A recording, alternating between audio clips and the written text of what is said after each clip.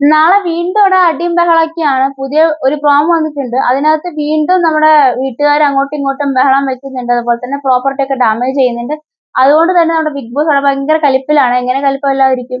Already എത്ര തവണ അവരുടെ അടുത്ത് പറഞ്ഞു ടാസ്ക് വരെയൊക്കെ കളിക്കൂ, ടാസ്ക് വരെയൊക്കെ കളിക്ക്.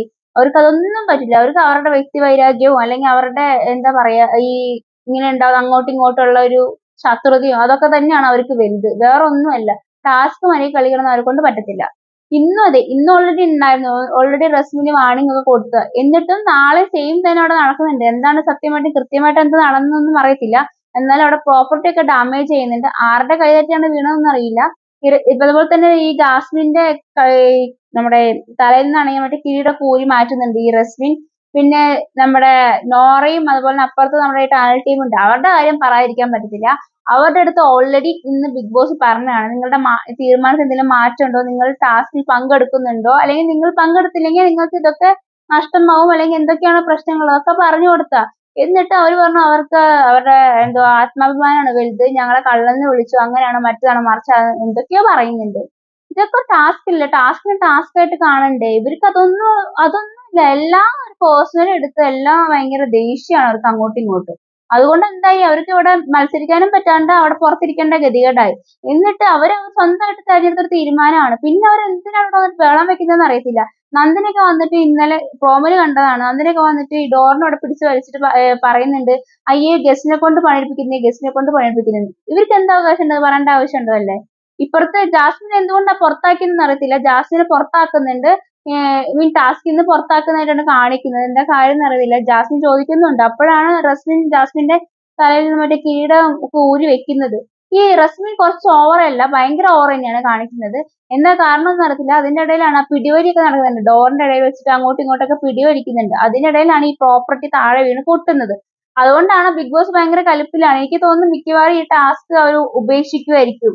നല്ലൊരു ടാസ്ക് ആയിരുന്നു. ഈ ബി ഹോട്ട് എന്ന് പറഞ്ഞ ടാസ്ക് നമ്മുടെ സീസൺ 1 തൊട്ടുള്ള ടാസ്ക് ആണ്. എല്ലാവരും നന്നായിട്ട് ചെയ്തിട്ടുണ്ട്. ഈ ഒരു സീസണിലെ ഈ സീസൺ വെച്ച് ബാക്കി എല്ലാ സീസണിലും എല്ലാം അടിപൊളിയായിട്ട് ചെയ്തൊരു ടാസ്ക് ആയിരുന്നു. ഇവരത് നശിപ്പിക്കും. മിക്കവാറും ബിഗ് ബോസ് പറയും വേണ്ട നിർത്തിക്കോ, ഈ ടാസ്ക് വേണ്ടാന്ന് പറയുമായിരിക്കും. ഇത്ര 2 ദിവസം ഈ പറയുന്ന ഓരോ ദിവസം ഓരോന്നൊക്കെ ഒപ്പിച്ച് വെക്കുന്നേ. എന്നിട്ട് പാവം ബിഗ് ബോസ് പറയും നിങ്ങൾ ടാസ്ക് കളിക്ക്, ടാസ്ക് കളിക്കുന്നു. പക്ഷെ ഇവരെന്താ ചെയ്യുന്നത്? ഇവരവിടെ കിടന്നിട്ട് ചുമ്മാ ഓരോ കോമാളിത്തരം കാണിച്ചുകൊണ്ട് എടുക്കുക. ഇവർക്ക് ടാസ്ക് ഒന്നല്ലേ വേണ്ടി. ഇവർക്ക് എന്താ പവർ റൂമിനകത്ത് കയറണം, അത്രേ ഉള്ളൂ കാര്യം. എങ്ങനെയാണെങ്കിലും പവർ റൂമിനകത്ത് കയറി ഒളിച്ചിരിക്കണം. നോമിനേഷന് വരാൻ പറ്റത്തില്ല. പിന്നെ എന്താണ് ഗെയിം ഉള്ളത്?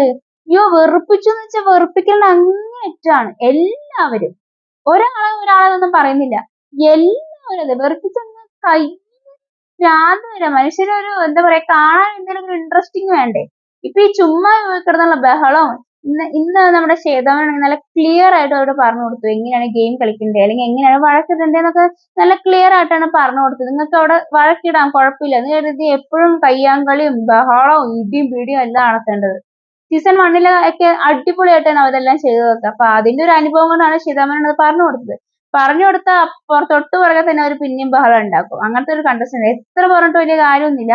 അവരിനി ഇങ്ങനെയൊക്കെ തന്നെ ഉണ്ടാവുള്ളൂ. ഇനി പ്രത്യേകിച്ച് കൂടുതൽ പ്രതീക്ഷിക്കാനും പോകണ്ട. ഈ ബിഗ് ബോസ് ഇനി ഈ ഷോയും കൂട്ടിക്കെട്ടി പോകേണ്ടി വരും. അല്ലെങ്കിൽ പ്രത്യേകിച്ച് ഗുണമൊന്നുമില്ല. ഇവരിങ്ങനെയൊക്കെ തന്നെ പോകത്തുള്ളൂ. എത്രയൊക്കെ പറഞ്ഞിട്ടൊന്നും കാര്യമൊന്നുമില്ല. എന്തായാലും നിങ്ങൾ പ്രോമോ കണ്ടായിരുന്നോ? കണ്ടിട്ട് നിങ്ങൾക്ക് എന്താ തോന്നുന്നത്? നിങ്ങൾക്ക് വല്ല എക്സ്പെക്ടേഷൻ ഉണ്ടോ ഈ സീസണിൽ?